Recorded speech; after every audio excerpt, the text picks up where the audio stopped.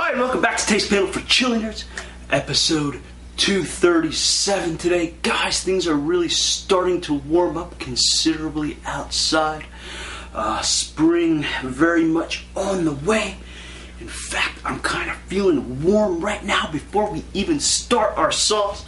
However, I did bring a sauce back with our friends from A Little Terror Hot Sauces. Today we're going to be looking at Crying Carrot. Alright guys, hey, last season looked at a couple of their sauces. Started out with Deviant Cherry Bomb, and then we looked at El Nino Jalapeno. So hey, if you're interested, check those shows out as well. And catch, of course, the new one that we have here today. As always, we have the Little Terror pictured right on the label there. Same kid appears on all their sauces with various different facial contortions. So anyway, this one here, the Crying Carrot, another one of those strange peppers. Actually, way back when we did Deviant Cherry Bomb, that was part of our run of strange pepper sauces. Must admit that sauce influenced me to work with my own cherry pepper sauces, because I mentioned back then that cherry pepper is not a real common pepper found in sauces. So again, hey, always good to be influenced by some other good sauces. So hey, no shame in that. Alright, okay, it says here, made with local ingredients except the vinegar. Okay, they don't have a website. Well, they do have a website, but they don't have it listed here, guys, and off the top of my head, I don't know it. You can either look that up, Little Terror Hot Sauces. You can find the website by searching that, or you can go to Little Terror Hot Sauce at yahoo.com and get a hold of them by email. These guys out of Bel Air, Michigan. Alright, let's take a look at the ingredients here. It's onion, water, and get this, guys, Bulgarian carrot peppers. Okay, so hey, for the second time in a row, these guys are making the odd pepper list. Okay, Bulgarian carrot peppers. I haven't had that on. Haven't had those in any other sauces we've done here on the panel. We also have straight up carrots in there as well. Vinegar, garlic, and pear vinegar. Okay, we'll say two types of vinegar. Hey, take a look at this, guys. Again, Little Terror Hot Sauces are not so much known for their body.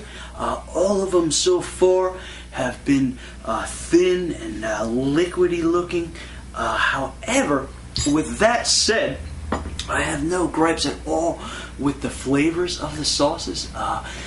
When something looks this thin, you kind of bring up doubts that a lot of flavor will be there. You're thinking automatically vinegar because of the runniness of it. Guys, actually, both sauces we had in the past were just as runny as this one, and both of them were full flavored and well balanced. So I'm hoping we could say the same for Crying Carrot today. It does have a kind of a nice off yellow color there, and yeah, looking forward to seeing if we can pull any of those Bulgarian carrot peppers flavors out of this sauce. So hey, let me open it up. We'll take a sniff and see how that goes. I'm going to first get rid of our drip cap here, because we're not going to need that. Okay, yeah. Yeah, coming through with a really, again, these guys, the sauces here, guys, really nice noses on them. The aroma coming off of this particular one is not vinegary at all, but kind of a nice fresh garlic note. Perhaps a little bit of onion riding in the background there too. But mainly garlic, almost coming off sort of like a pizza shop or an Italian restaurant. If you've ever had that, the bread with the chunks of garlic and the butter poured over the top of the bread, and this is kind of that garlicky. Yeah, kind of very fresh.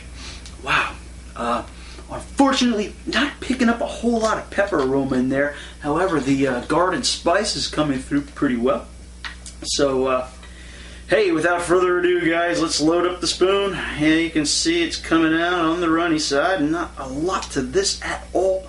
This is definitely in line with a Louisiana-style hot sauce as far as the body goes. Nothing but a murky yellow there. So here we go, guys. Crying carrot.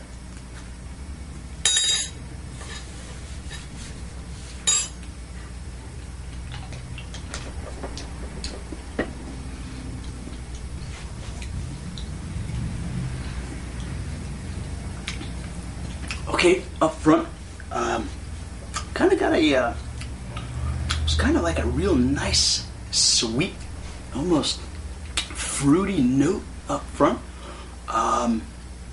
followed by, yeah, lots and lots and lots and lots of garlic going on this sauce. That is probably the dominant flavor. Hey, when you spill a runny sauce, guys, it tends to get everywhere. I apologize. Let me just clean that up a little. Okay, so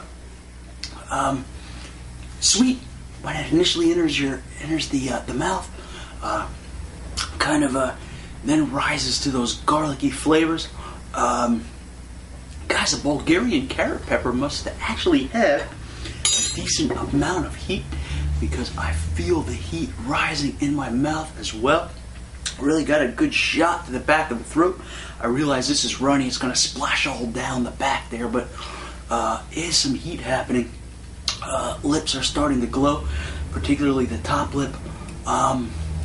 Getting some burning going on the inner cheeks, starting to rise over the tongue, catching me a little bit in the tip of the tongue, but still mainly catching me in the back area of the tongue, back area of the throat. So yeah, heat going on with this guy. Garlicky flavors persisting. I got a little bit of the sauce on my hand, waving it in front here, getting wafts of garlic. Again, really similar to chopped garlic, and kind of heated up and just kind of put on the top of something. If you ever had that aroma coming off of the food, very much what you're getting here. A little bit of those sweet notes lingering as well, almost kind of like a honeyish type of sweetness. Don't see anything in here that would give us such a distinct sweetness. Perhaps those Bulgarian peppers have a good fruitiness. Would like to taste one in the raw. That way I would know a little better. Perhaps in the future I'll be able to find such a thing. Again, sauce was liquidy. However, there was some little flecks going on in there. I'm imagining that was perhaps a seed or some of the pepper pod itself.